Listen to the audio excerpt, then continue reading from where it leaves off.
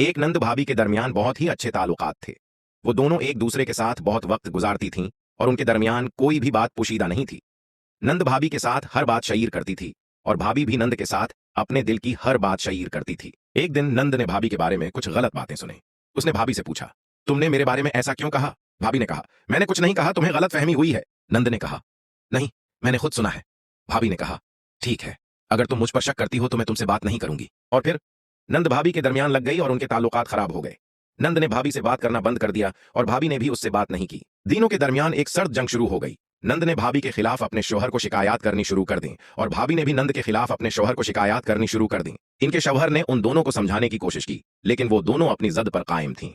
नंद ने कहा, मैं अपनी भाभी पर भरोसा नहीं करती हूं। भाभी ने कहा, मैं अपनी नंद पर भरोसा नहीं करती हूं।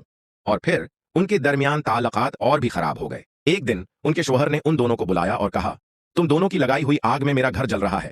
अगर तुम दोनों अपनी जिद नहीं छोड़ते तो मैं तुम दोनों को तलाक दे दूंगा। ये सुनकर नंद और भाभी दोनों को होश आया और उन्होंने अपनी गलती को तस्लीम किया। उन्होंने एक दूसरे से मुआफी मांगी और उनके ताल्लुकात फिर से अच्छे हो गए। लेकिन उसके बाद भी उनके दरमियान थोड़ी सी झुझक बाकी रह गई।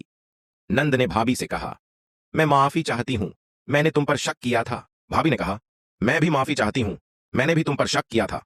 और फिर उन्होंने एक दूसरे को गले लगाया और उनके ताल्लुकात फिर से मजबूत हो गए। उसके बाद नंद और भाभी ने फैसला किया कि वो कभी भी एक दूसरे पर शक नहीं करेंगी और उनके ताल्लुकात हमेशा अच्छे रहेंगे।